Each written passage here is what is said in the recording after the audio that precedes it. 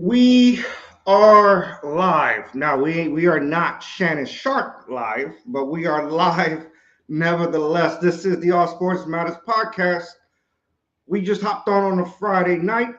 I am your host, Amir Sharaz Ortiz. Again, I am not Shannon Sharp, but we are live and we are here on purpose. This is not a mistake.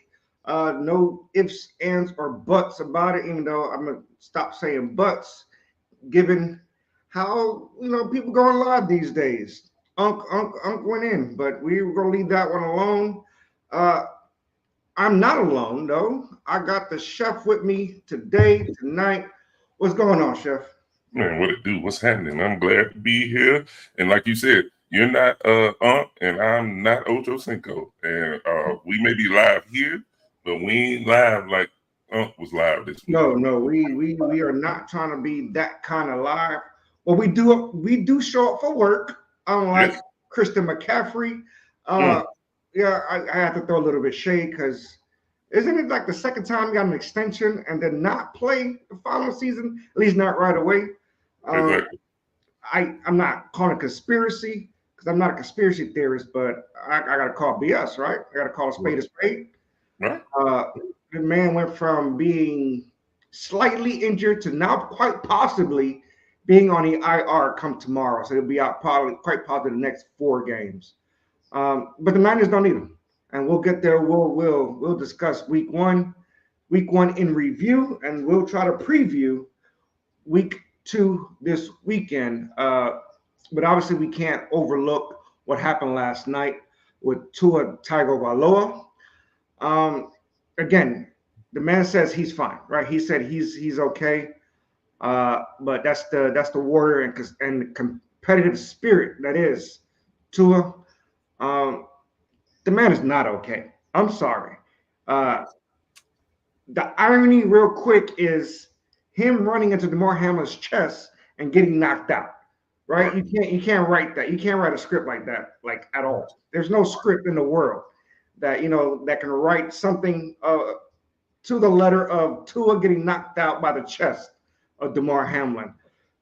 I just thought it was crazy. The question to you, Chef, is where do Tua go from here? I don't know, man. It's very hard, and all of us we've all played sports of some sort, and depending on how far you went with it and how much you played, the thought of walking away from sports has is is a hard thought.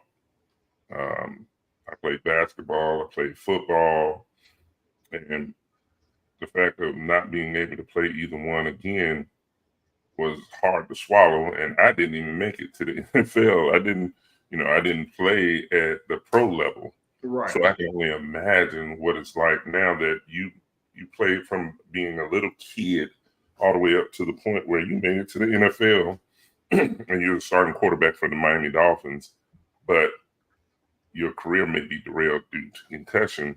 So now you have to have a hard decision to make. But if you're thinking about what's important right now, because sports is going to be important to him, I'm sure. But what's truly important is family, being able to live a healthy life as best as you can, and being there for your kids. So I honestly hope he thinks about his future, takes time, discusses it with his family, and make the best decision for everybody, not just him, for everybody. And whether that's retirement, moving on to become a quarterback coach, opening up a quarterback academy, um, whatever. Because I just know I don't want to see the scene we saw last night again. Um, that was hard to fathom. Seeing a young man on the ground with his hands tensed up, looking like he's throwing gang signs almost. Yeah. And it was immediate. Yeah, It was yeah, immediately immediate. from the hit. That was his body's response, right? To yeah, I don't really know. It's scary. I thought we had the same response that happened in Cincy, well, Yeah, with Cincy. right. And it happened a couple years back, 2 years ago. It's unfortunate, 26 years old. 26 years old, and the discussion is going to start with, is his career over? You know, Yeah, but the discussion real quickly before that is Miami a pretender given how they play against top 500 teams? And they barely survived week one against Jacksonville. yeah, Got skull drugged last night against Buffalo, even before the injury, the game was over. right. Before the Game injury, over at halftime. Before halftime. that game was over real quickly. Let's stick to Miami, who I think was the consensus favorite, right? With all of us to win a division. Yeah, And yeah. they can't even beat their own division Right. mates. Where does Miami? Well, unfortunately, where does Miami go from here? Because Skylar Thompson has been named the Week 3 starter already. Yeah. And do they bring in somebody like a Ryan Tannehill, who's been in discussion with a couple of teams? Moving forward, or they just believe that Tua is their guy? I mean, you're still going to believe that Tua possibly can be your guy until you receive word of anything different. But you have to have a contingency plan right now at this point. And so you should be diving in and finding out, who's out there. Who can you bring in? Who's willing to trade with you? Get on the phone, because you need to be on the phone with everyone who has a good backup quarterback that you think may be able to fit that scheme you're in. You need to be reaching out right now. Whether it's reaching out to see if Flacco is interested, or trying to find somebody younger and seeing if you can make a trade for somebody who's a second or third string young quarterback that you can mold and mentor into the starting position. As far as this year goes, I don't know if they can win these necessary games they have coming up without a solid starter like Tua. When Tua's healthy, he's the needle. He moves the needle. Well, really quickly, I'll come right back to you. Last night he wasn't moving the ball. Yeah, and it's weird because 2 catches, Jalen Waddle 3 catches, 26 yards, 36 yards a piece, something along those lines. Yeah. John Marshall says, had Teddy Bridgewater not hung up the cleats, I would say him. That's not a bad. He knows the system. Why not call Teddy Bridgewater? I would at least. Let's kick the tires. At least I'd have to kick the tires. At least. Yeah. Tua did not seem like Tua last night. No. Even way before that injury, way before that, he looked off. Yeah, he looked off last night. He really did. And I mean, I don't know. It's something about Buffalo. Buffalo has their number. Bottom line. They've lost 11 of the last 12 against Buffalo. Yeah. They cannot seem to get past Buffalo. And no matter who's on the field, what the scheme is, the schematic, the location, they just can't put it together against Buffalo. No, I understand that.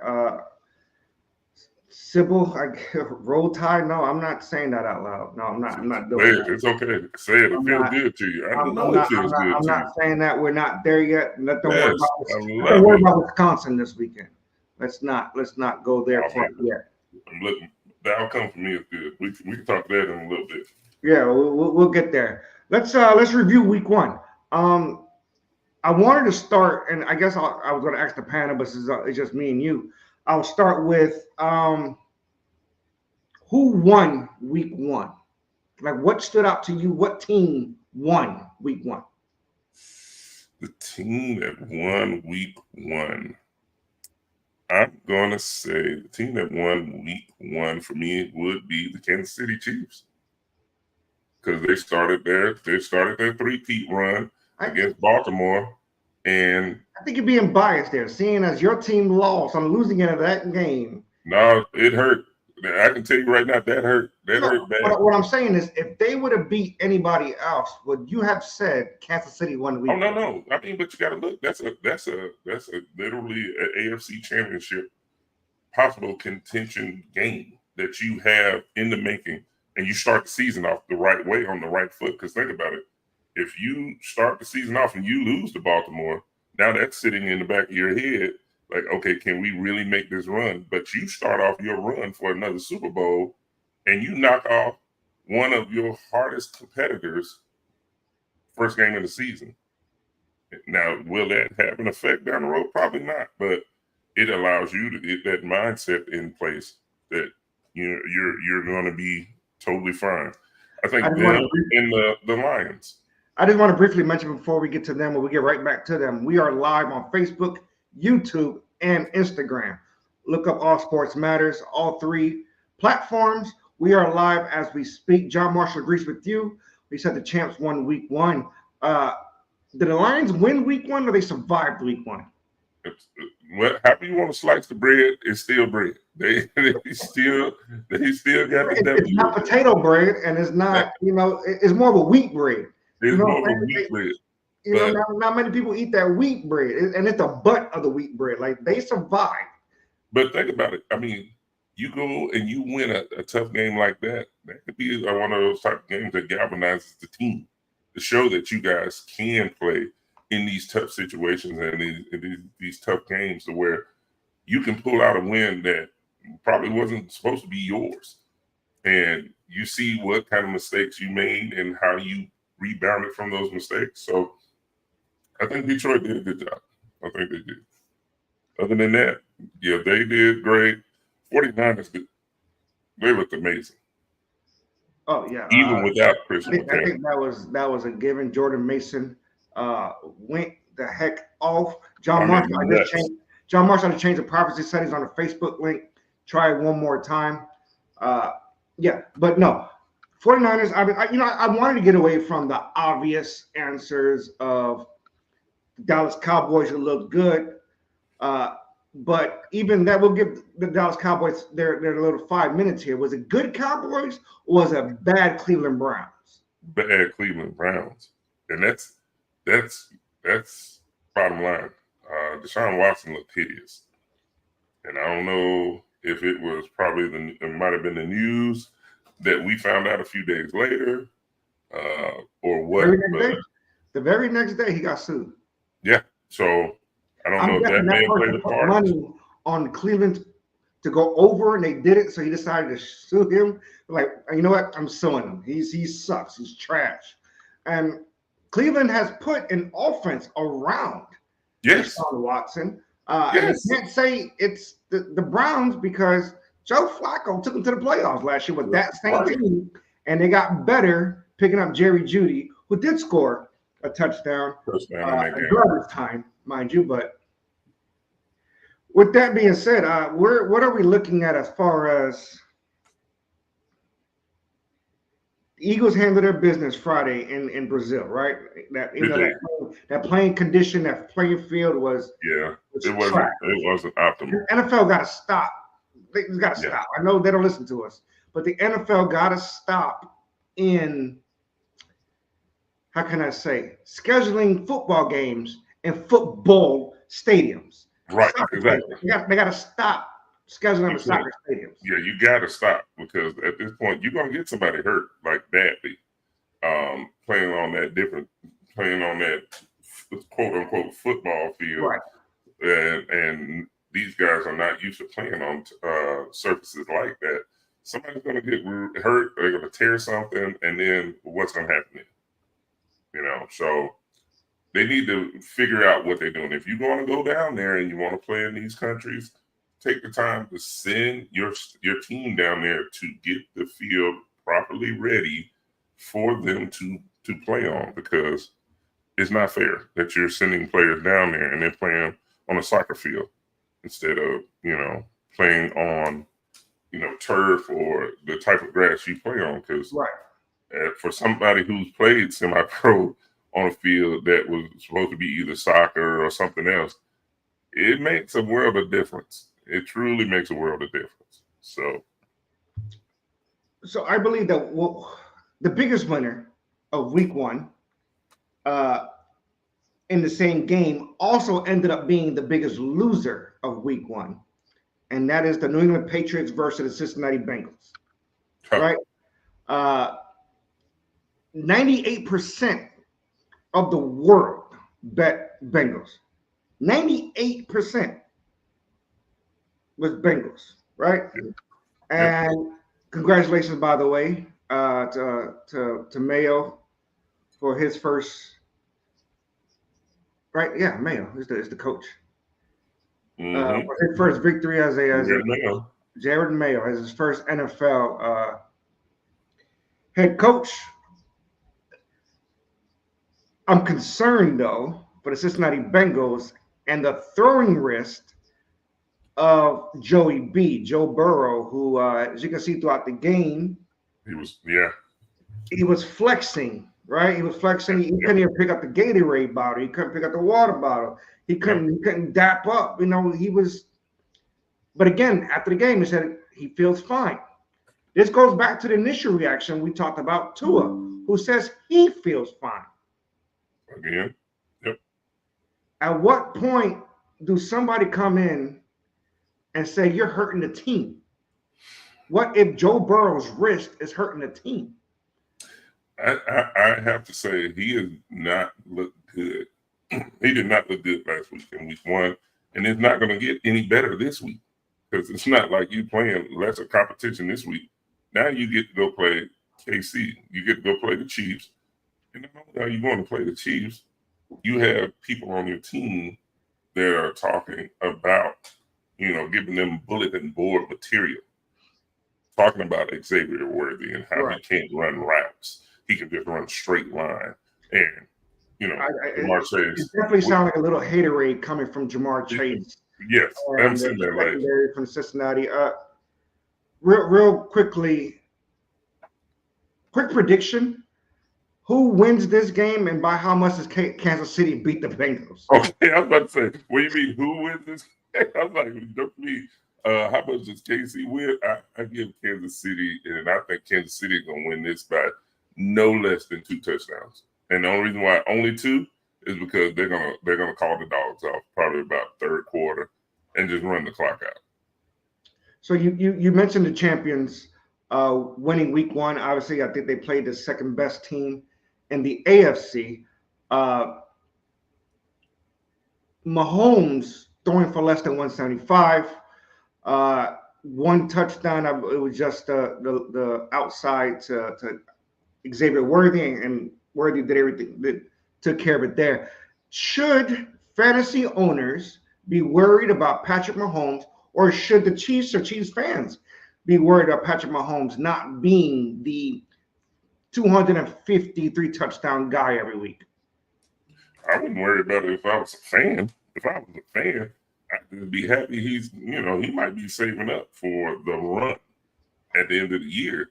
Because who's to say at the end of the year, when they go on that playoff run, he activates, destructo mode and starts throwing the ball around the field like he's out of his mind, especially once Marquise Brown comes back. And now you got wide receiver 1. You got Brown. Then you have Worthy. Then you have Rice, and then you got Pacheco coming out of the backfield. Plus, you still got Travis Kelce, and then they just opened up a new tight end last weekend who he's been there, but he started getting passes. They gave him 3-year, $24 million contract. Yeah, something like that. $8 million to be a backup tight end is a good gig. That's a nice gig, and he got on the field and he contributed. He caught some passes there. I was like, "Come on, guys! Like, who are you? I don't even know who you are. Why are you out?" And I want to also throw out there that they picked up Hendershot, the backup tight end from the Cowboys, who ended up being the guy that pushed your linebacker out of bounds last week. Don't worry. He might want to go ahead and guard his grill because Roquan is not that guy. He was the one that was out of uniform, and I don't think he realized what he was doing at the time, and I don't think he thought it was going to go as far as it did. But Roquan is different. He is not. He's cut from that cloth of violence. So he will resort to violence judiciously. Let's say it like that. So let's stay on subject. The Baltimore Ravens played the Las Vegas Raiders this weekend Raiders. with their lion ass owner. Just want to throw that out there. That man lying with his Dumb and Dumber haircut. What's going on, Bets? I saw Tito earlier chimed in. What's going on, gentlemen? What it do, Thank you Bets? for joining the show. We are doing dual. We are recapping week 1. We are previewing week 2. We're blending in both as we go. The initial topic was who won week 1, and the consensus was the champions, Kansas City Chiefs, who defeated the Baltimore Ravens on Thursday night. But we're sticking to the Baltimore Ravens. Shep, come right back to you. How well does Baltimore recover from their loss week 1, and how much do they beat the Raiders by? I think this week is going to be a game where they open up the playbook and really put their foot on the pedal. Hopefully they do more than give Derrick Henry 10 carries this week for 46 yards and 1 tutty. And they utilize the run game. Pause. I'm going to go right back to you. Your coach just said that. Oh, I heard him. We didn't bring him in to run 30 times. That was the quote. And I'm fine with that. How does that make sense? He don't need to run for 30. Okay, right now. I'm good with that. I don't think he's being forthright, honestly, because I think once we get into the season, he's going to start looking to run him a lot more. But for right now, I think he's trying to allow him to get acclimated in the system, and he will be ramped up as the season goes. I think Derrick Henry will look really good this week. I hope I'm not off. At least he'll have about 85 yards, 2 tutties, and I got Lamar rushing for 1, throwing for 2, and I think Mark Andrews goes for 100 this week in the win.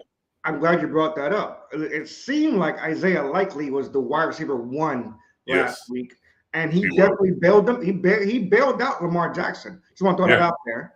Because he threw up a lob that should have been an interception, and he took it home for that touchdown. With that being said, 100 plus yards. I think it was only 5 receptions or something. Either way, 5. It was 5. Yeah, 5 for 1-on-1, 2 touchdowns.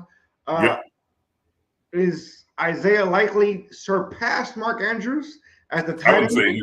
I wouldn't say surpassed, but he's definitely he has a slot in that offense now to where he's going to be a very good focal point to the offense.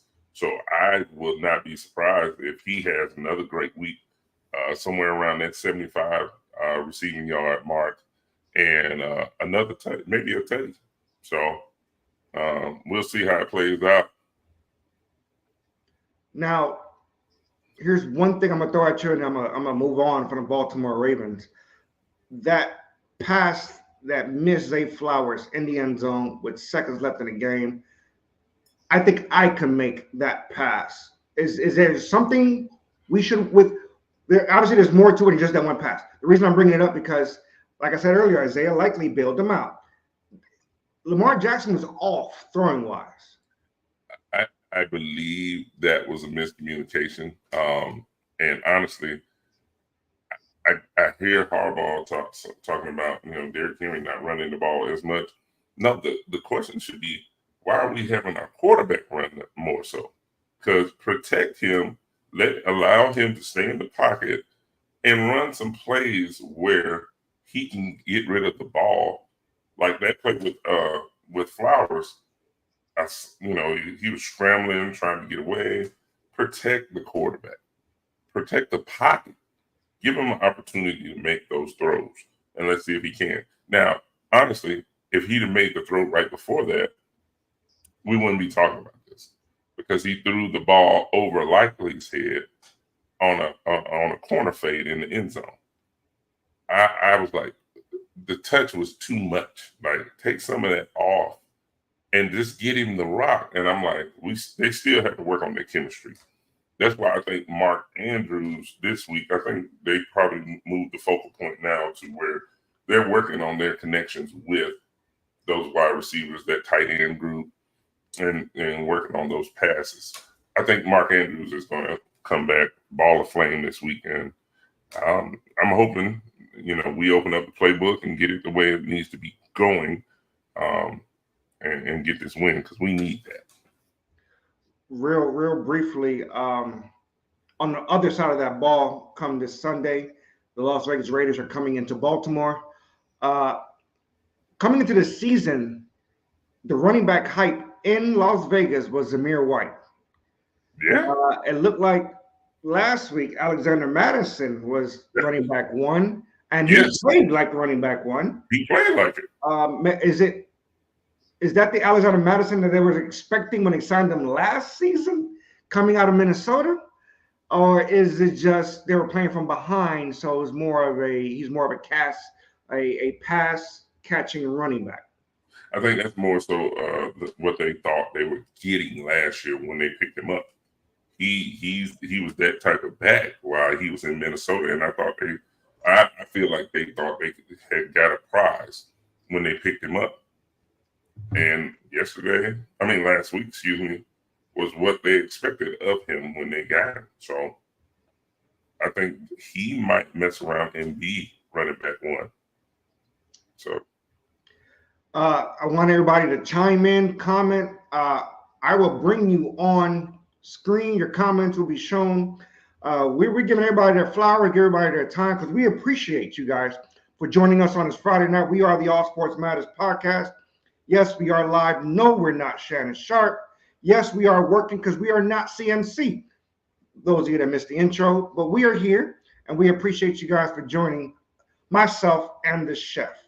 Oh, and real quick, John Marshall, what he's talking about when he said we played on dirt, he's right. We did play on dirt. We played semi-pro football in Belgium. And a couple of games we played on a straight red clay dirt field. Oh, no, I can imagine that. Me as a baseball player, we played on straight concrete and rock. Yeah, so right. It was a party. You got to get in where you fit in, and you get your sports wherever you can get your sports from. No, I get it. I was a milk crate basketball player, and I was playing on cement, rock, dirt baseball player. Hey, but we played. My first dunk was an old bicycle tire rim. Oh yeah, and I dunked it. But we're saying all that not because we are boasting about ourselves. We talk about that because for those of you that missed the opening, where does Tua Tagovailoa go from here? The love of playing the game or risking literally his life for the sport that he loves. So that is the issue at hand. I appreciate you, Dozier, my former soldier. We are some seasoned fellas. We ain't all about the not seasoned. No, it ain't about the black and the white. We talking the gray. I'm telling you. We blended in really well. What game are you looking forward to this weekend? A game I'm looking forward to. Let me think about that because there are some good games this week. I honestly think that Seattle Patriots game is going to be better than people expect it to be.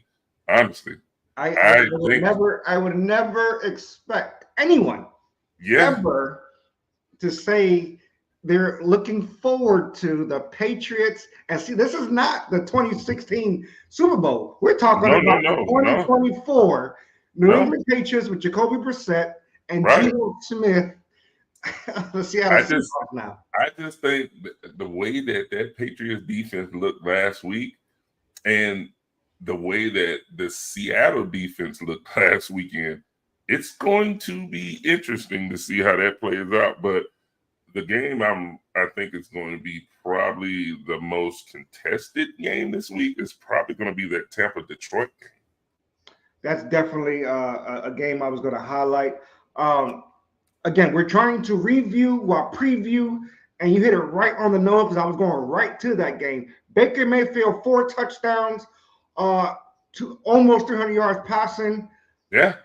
And the Buccaneers offense is looking amazing. With that being said, we already mentioned that Detroit Lions survived the Sunday night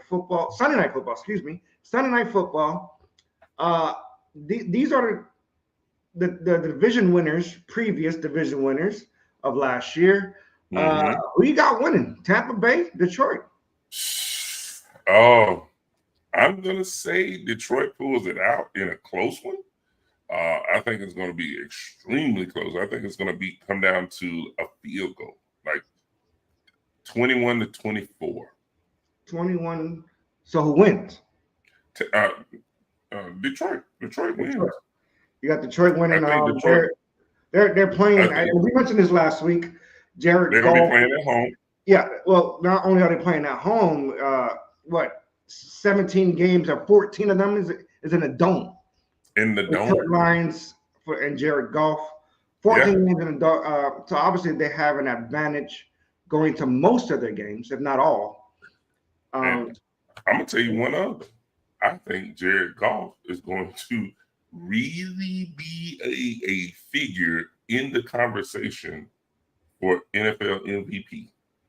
NFL MVP Jared Goff, he didn't look as good against the Rams. And I get it. Week one is that asterisk. I understand I get that 75% of the quarterbacks threw for less than 175 yards on week one. So I just want to throw that out there for those of you that don't know that.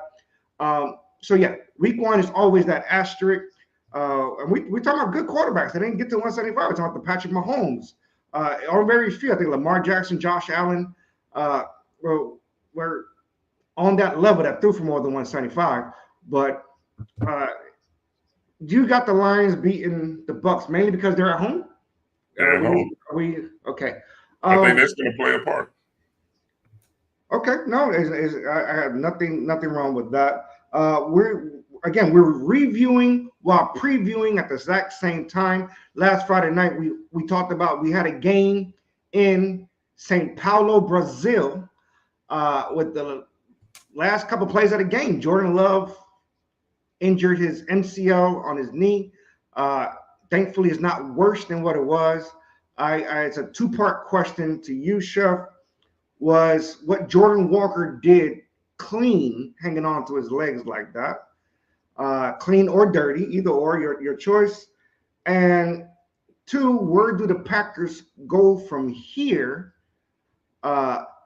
Assuming, let's say he misses 4 games.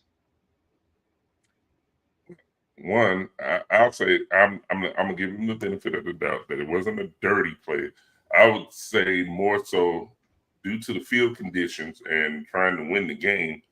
I would say he was trying to just tackle him to bring him down, and it just did not go the way. I just want to throw it out there that Jordan Walker was already on the ground, and he was, and the reason but still, which in the NFL is a dirty hit. By the way, I'm not sure they gave him a 15-yard penalty or not, but they didn't. He didn't get a penalty. So in two, you can't hit a quarterback low, and B, where's this hip drop ban that was implemented in the offseason? That's the only part I don't hip drops all weekend and not one flag nowhere. Yeah, I think I don't know if they even still do it now because, like you said, I don't remember that being called anywhere all weekend long. No, I didn't see it. I didn't see it anywhere. I didn't either. I wish 2.5 belt Fleck was here. Malik Willis is now taking the reins for a couple of at least couple games, at least one. At least one. Right there. And if we're being honest, Jordan Love is not even ruled out for Sunday. Just want to throw that out there. He is not even ruled out. We're just using common sense here. Yeah, they got him listed as questionable. They don't even have him listed. He hasn't been ruled out. So just want to throw it out there. Does that Malik Willis, how far can he take? And that offense is nice. It's a fire offense. Jaden Reed rose to the crop when it comes to that wide receiver. Christian Watson. Yes. Romeo Doubs.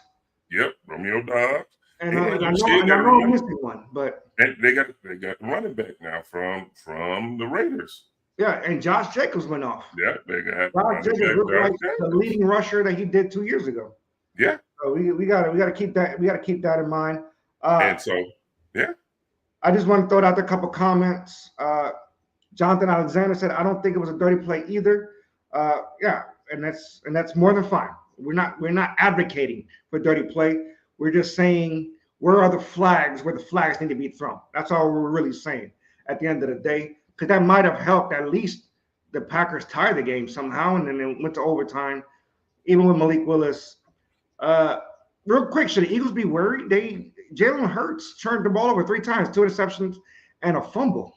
And I get it, week 1 jitters. Again, it's the asterisk. That's the part. Jalen Hurts and the Eagles, they play Monday night, and we will review and preview the Atlanta Falcons. Doja, I got you. Monday Night Football. Matter of fact, we're there. Let's talk about it. Let's talk Eagles, Falcons, Monday Night Football. Let's start with the Eagles. They did well because of Saquon, all quads Barkley, and Jalen Hurts, not so much. So where do the Eagles, again, we get it, week 1. And let's not forget, at least we not forget where they played at. Because that, again, it goes back to what we stated. That field was atrocious that they played on. So it was.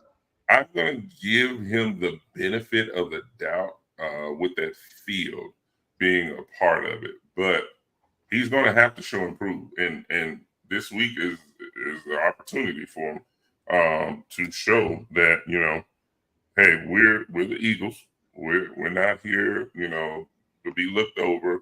We are contenders, and we are coming for the belt. So if they wanna win, there's the time. They're gonna have to prove that they are who they are. And I'm gonna say what John Marshall. I'm gonna tell you the same thing I told John Marshall earlier in the year around the draft. I don't know what in the haberdasheries the Falcons were even doing. You just paid Kirk Cousins that ungodly amount of money, and then you $180 million, draft, 100 guaranteed, and you draft Michael Penix in the first. Okay, hold on now. You just opened that door. You just opened that door, and I'm going right back to you, Chef. And excuse me for interrupting you. You just opened that door. Now, with that being said, Kirk Cousins did not look good, and he did not look healthy. No. For some reason, he couldn't plant on that foot and throw off. Yeah. Now, I'm not a quarterback whisperer. I'm not a quarterback expert. I know Joe Burrow had an issue with his wrist, and I know Kirk Cousins has an issue with that ankle. Yeah. We gave the Atlanta Falcons a lot of flack during the draft for drafting Michael Penix.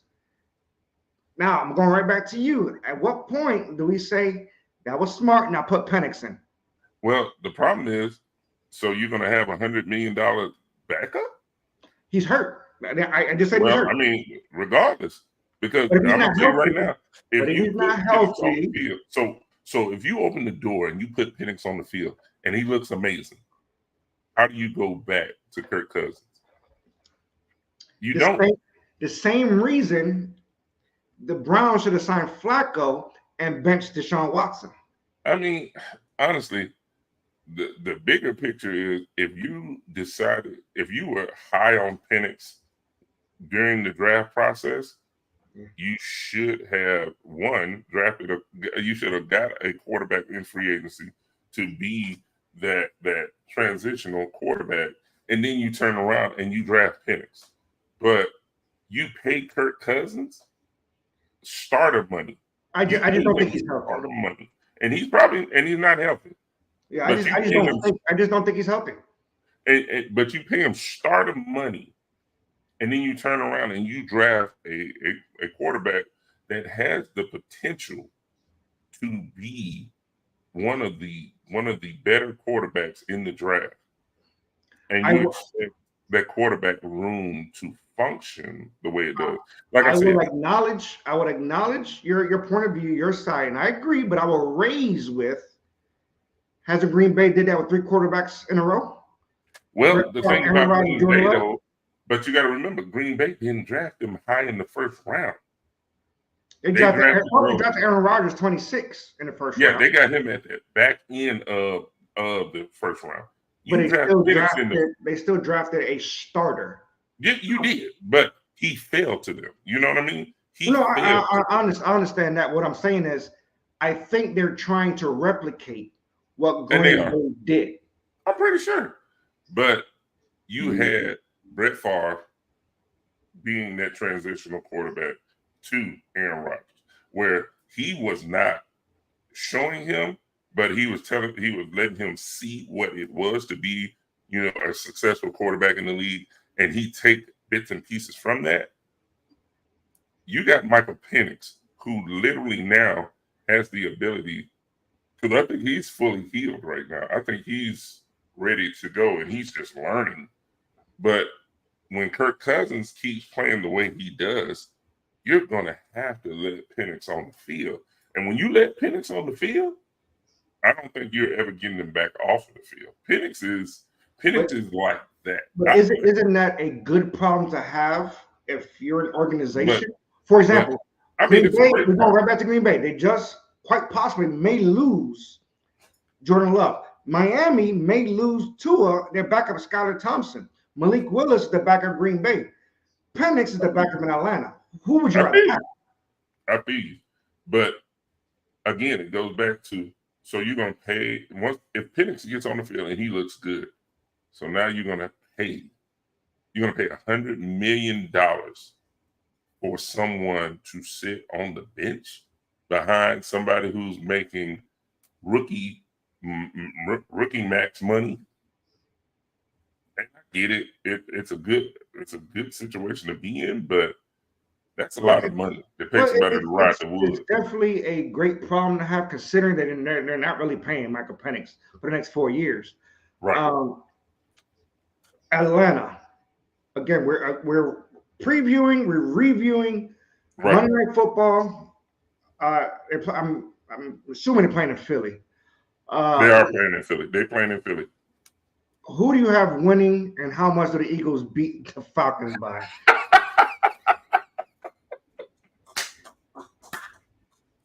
Again, you took the words out of my mouth. I think the Falcons offense later on during the year, they're going to put it together, and I think they're going to be in contention to win their division. But right now, game 2, I think they get their whole shirt ripped off in Philly, and I think they lose by 21 points. 21. Yeah. Is that more because it might be like a 31-10 type game?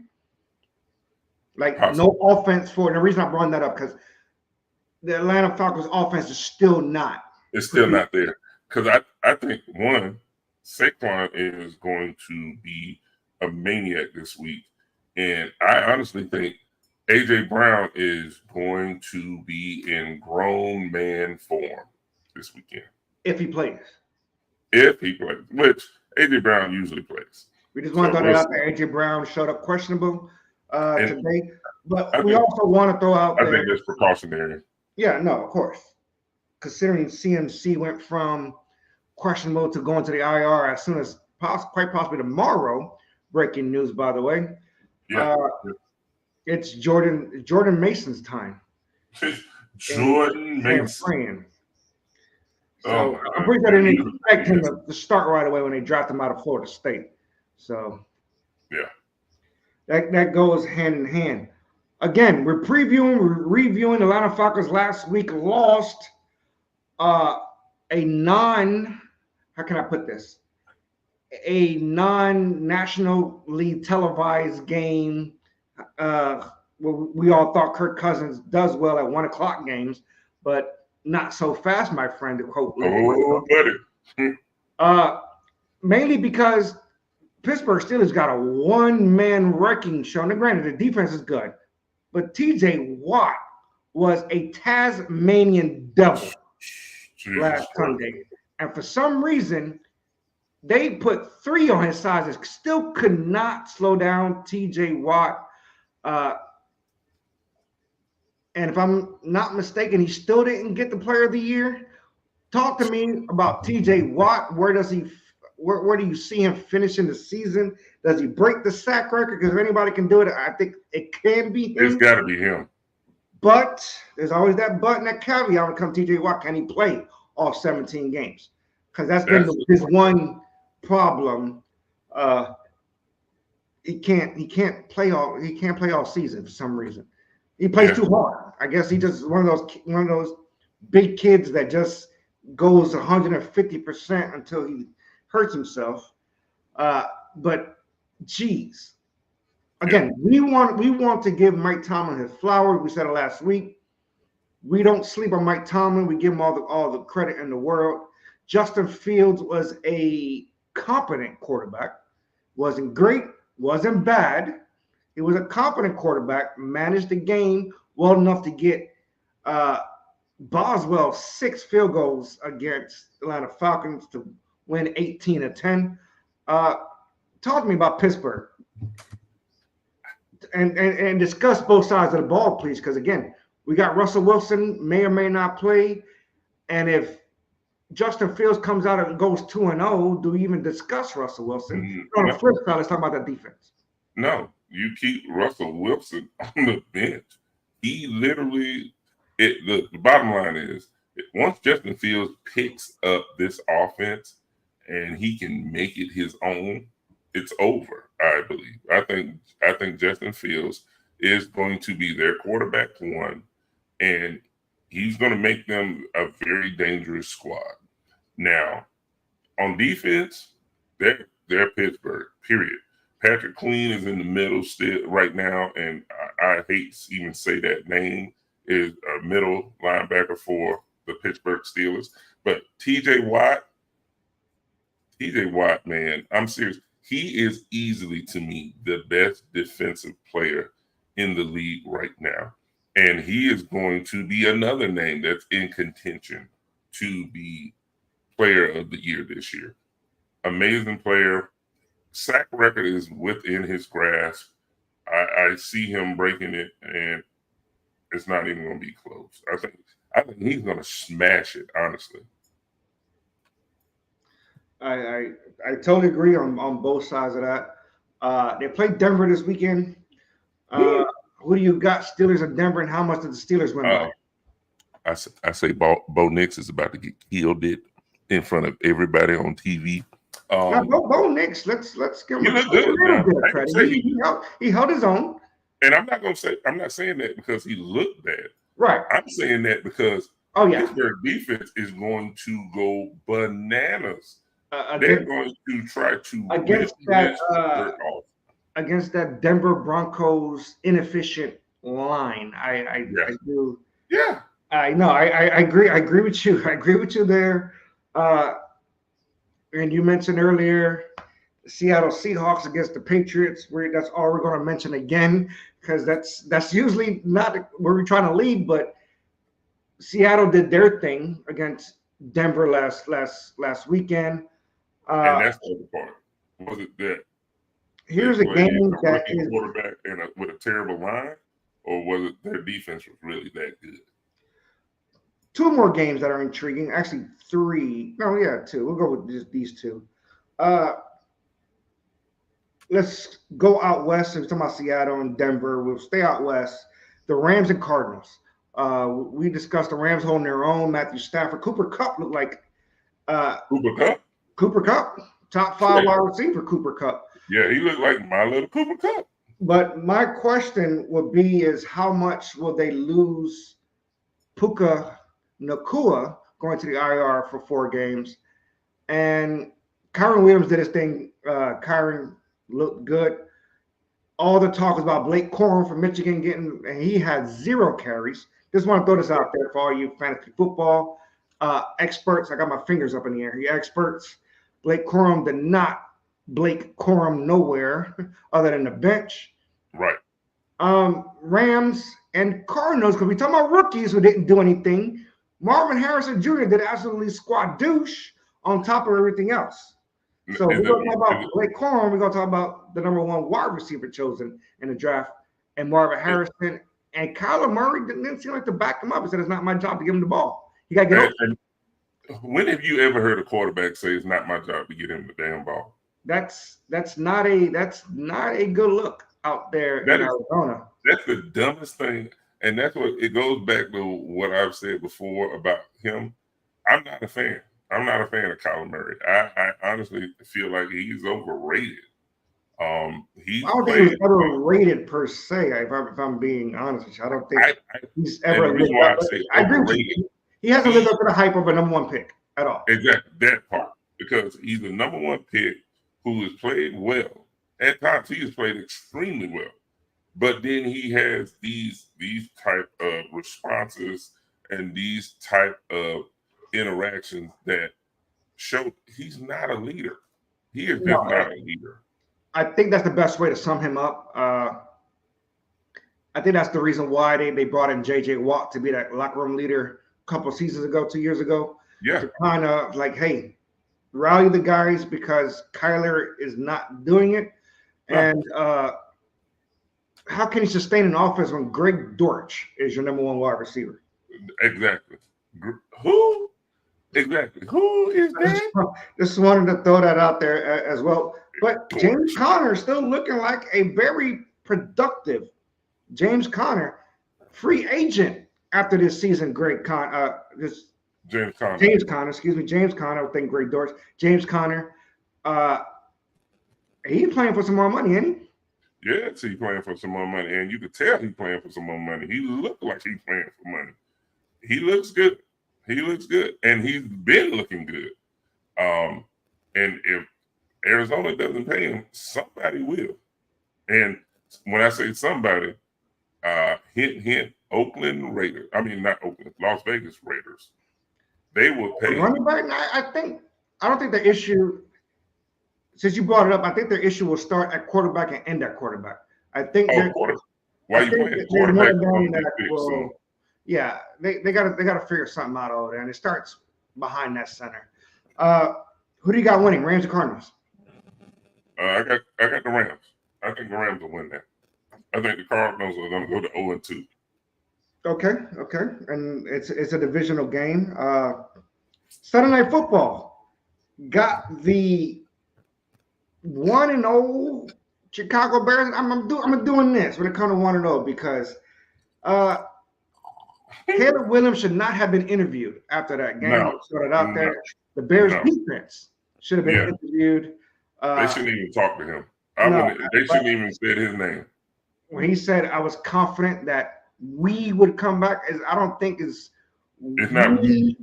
It wasn't much of a we as it was them.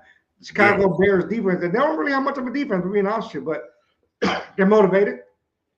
Yeah. They going to Houston. Whew. That Talk ain't what you about want. Houston Texans and how much would the Texans win by? That ain't what you want. That's not what you want. That is going to be an offensive explosion like no other. You're about to see CJ Stroud put on a clinic this week. Nico Collins, Tank Dell, Stephon Diggs, Schultz just got cleared. So he's going to be ready. Nico Collins play like the number one. He is the number one, no question. He is. It's almost terrifying because really you got two wide receivers, three probably, but two that are truly number ones. You got Nico and you got Stephon. So you got Stephon Diggs and Nico Collins. They are really, really number one wide receivers. And Tank Dell is trying to get back in form. And once Tank Dell gets back into form with Joe Mixon, this is going to be a problem. I just want to throw out there that Mixon ran for 156. 150. I know it was 150 something. So 154, 156. It was 150 something. So yeah, it's about. He's the guy that was allegedly done in Cincinnati last year, right? Yeah, exactly.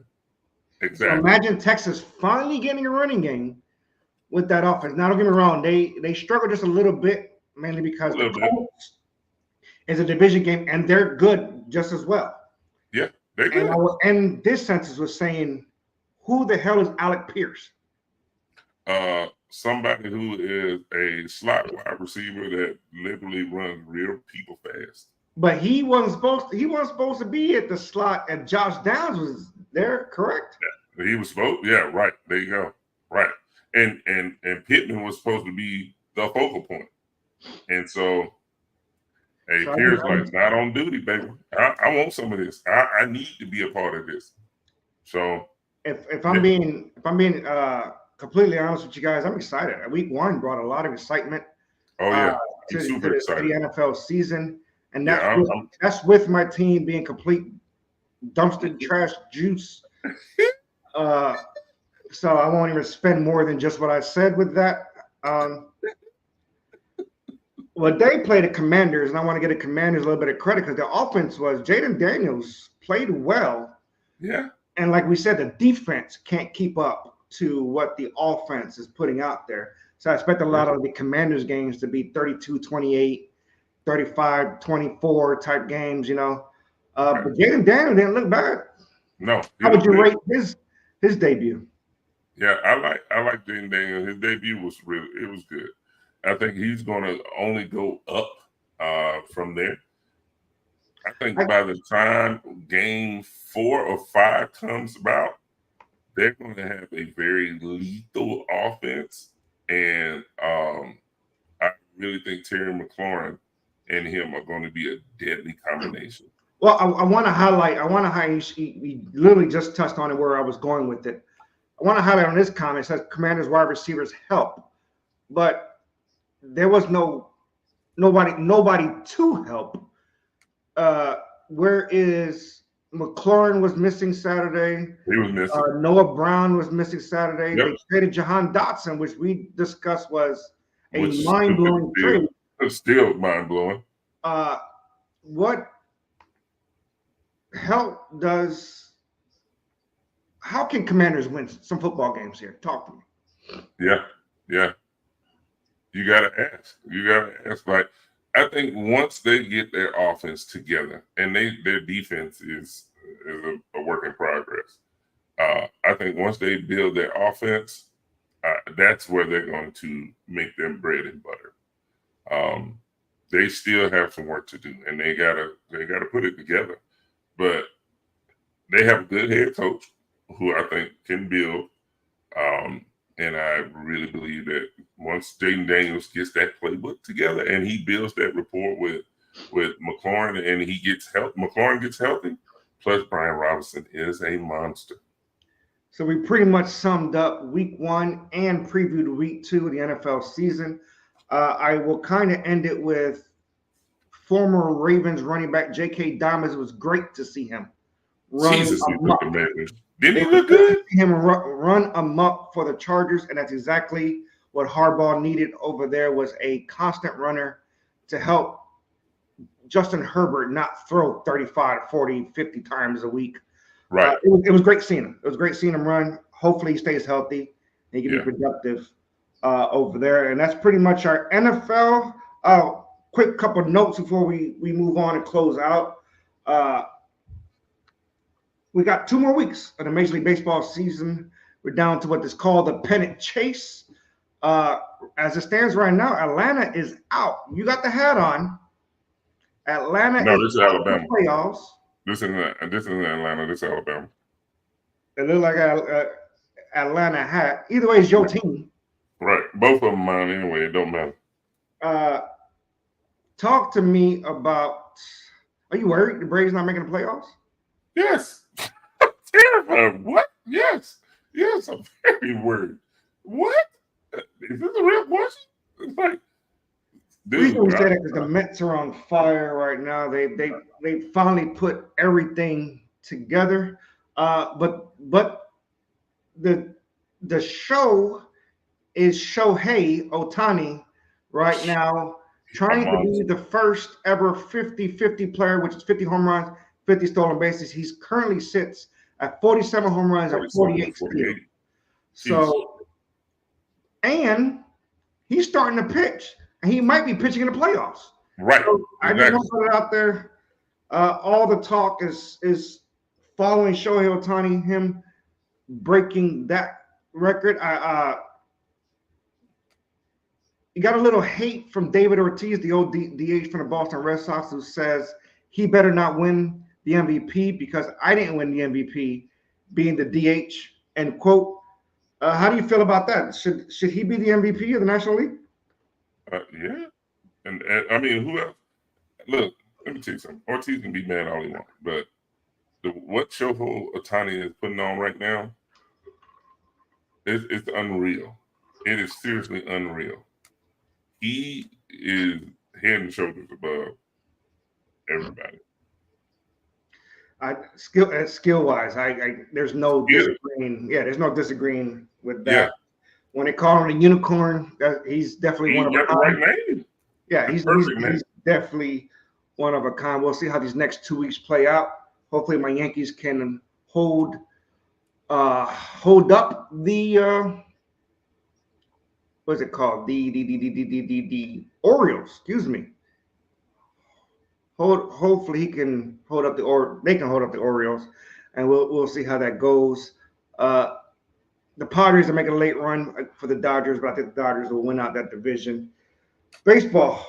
The Texas Rangers have an intriguing weekend as they start 3 straight former Mets back to back. Jacob deGrom season debut tonight, so that's interesting. Interesting note for Major League Baseball. We will flip the switch really quick. Angel Reese hurt out for the remainder of the season. I think it's only a big deal because the Sky was in line to be the 8th seed, and they're barely holding on to that. Can she hold off as the Rookie of the Year, or Caitlin Clark took that over the last couple of weeks? And can the Chicago Sky still make the playoffs without Angel Reese? It's going to be interesting to see how the Sky look with her out. But as far as Rookie of the Year, with her being out the remainder of the year, I really believe Caitlin's going to end up being the Rookie of the Year.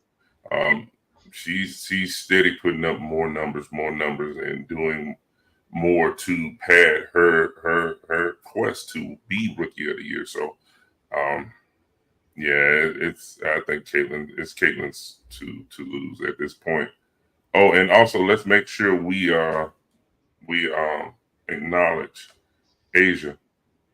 Asia is what a season she's having. Jesus Christ. What she's put together this year is she'll be a 3-time NBA MVP. She has to be.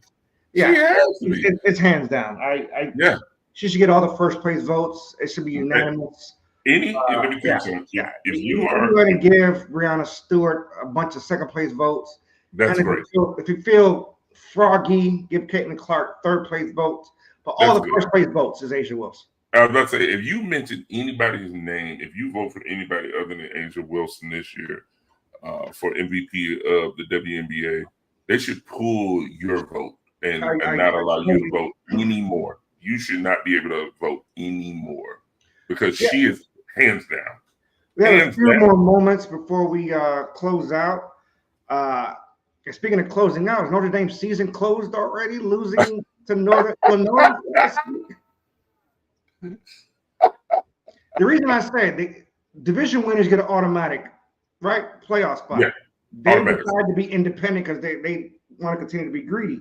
Right. But losing to Northern Illinois. Northern Illinois. Is Notre Dame season's over? Yeah, I'm not going to say it's over, but I definitely think it's going to be eye-opening for a lot of every week is going to be a different it's going to be different. So with them being independent, they have a open path, but they're going to have to run the table. And I don't think they can run the table. They go into Purdue tomorrow, and I don't see them. Honestly, I don't think they're winning that. Yeah, I don't see them beating Purdue, and they're 10-point favorite. And they are. They are 10-point favorites. And I don't see them winning that tomorrow. I think the only intriguing top 25 game to look at the schedule is Missouri versus Boston College. It's the only 2 top 25 teams playing against each other. That's the only top 25. But then you turn around. You do have Alabama playing Wisconsin early tomorrow. I apologize. I apologize. Tonight, right now, we're live. Arizona, Kansas State, 20 ranked against 14. So I apologize for that. Got ahead of myself right now. 7-7 is on Fox. Arizona playing Kansas State. But no, this weekend, I'm going to run it down. I'm going to give you the floor. Alabama, Wisconsin, LSU, South Carolina, Georgia, Kentucky. are intriguing matchups that can go either way. I already discussed Notre Dame and Purdue. Colorado State. Outside of that, everything should be blowouts. What do you see? Any surprises with those games? That last game, you could have left that one off. Colorado State is probably about to destroy Colorado this weekend. It's not even going to be a good game to watch. Surprises, I would not be surprised. Well, no, I would be surprised. No, I really wouldn't be surprised. Georgia and Kentucky, I honestly believe that's going to be a better game than most people think. Georgia can't seem to get out of their own way. They are always embroiled in some type of turmoil and off the field, and this year is no exception. It's driving. For some reason, they just can't. They can't stop driving. The wheel. Yeah, they get behind the wheel and lose their mind. I don't understand. He was driving 106. Where are you going? I'm sitting there like 106. Where in the world are you driving? Hey, John Marshall's calling BS. He said, wait, Georgia, Kentucky go either way? Is that how you feel? Or you being biased? So I'm not saying it's going to go either way. I think it's just going to be a better game than most people think. It's Kentucky, so it's. I think Georgia still wins. I think they'll still win by no less than 10 points. But I do believe it's going to be a tougher game than they expect. Oh, I'm definitely looking forward to a lot of these games tomorrow. Before you go on from college, before you move on, shout out to South Alabama and the show they put on last night. They just scored again. Jesus Christ, 87 points. Now, I want to add to that. All bets were canceled because the game finished early. Oh, yeah. The coach literally had to stop and talk to the other coach and decide that they are going to go to shorter quarters to stop the madness. That's bananas. Speaking of an ass whooping, couple notes for this weekend. There's a bunch of fights. Canelo Alvarez fights Edgar Berlanga, Puerto Rico versus Mexico. Talk to me who you got and when does Canelo knock out Berlanga? I think I'm going with a round 3. I give it 3 rounds. So here's prime Canelo. Yeah, I think, but want more money, Canelo. He's going to make it last until the 10th and get up. If you notice, all his fights, the last 4 or 5 fights, they pretty much gone all the way because he wants to make them last. He's been like Mayweather. Mayweather, if you notice towards the end of his career, he's made the fight last. He's made the fights last. So more money. Which I hate. Yeah, more money, no problems for him. But we also got UFC for the first time. Noche UFC, as UFC is calling it, for Mexican Independence Day. The first time they're fighting in the Las Vegas Sphere. So that's going to be crazy. That's going to be crazy. Not only is it going to be crazy, they're showing movies behind the fights. Right. They're showing full history Mexican independence movies behind the fights. And yeah, you take my money. Take my money tomorrow. You can get mine right now. I'm looking forward to it. Chef, what you got for us? So, in honor of the South Alabama game where they scored the egregious amount of points, I asked the question, what is the highest scoring game in college football history? It was like 124-0 sometime a long time ago or something like that. What year was it? I don't know. It was the whole Harlem Globetrotters versus General Washington. No, I'm talking about NCAA football. Oh, trust me, I know that. I was just naming one team was the Globetrotters and the other team was the Nationals. I know what you're saying.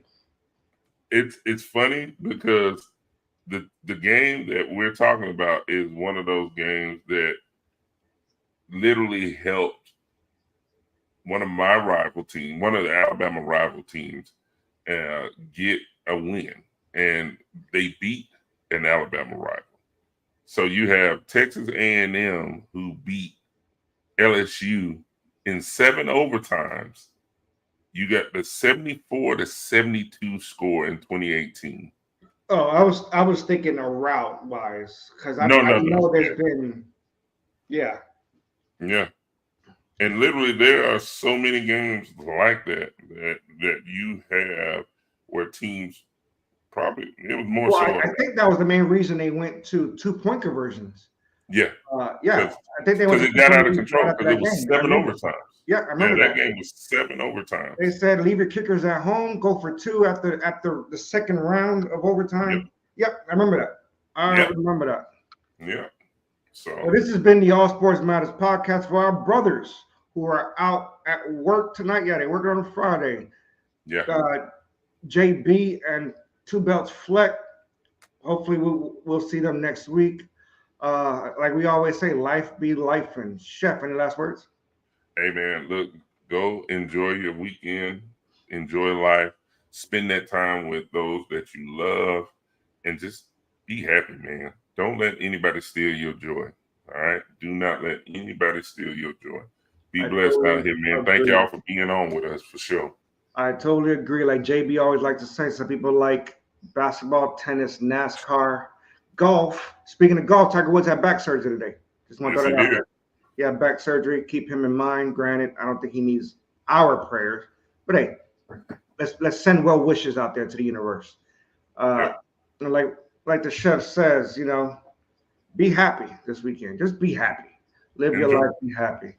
We are the All Sports Matters podcast. For the chef, I am Amir Shiraz. We will see you guys next week. Peace out.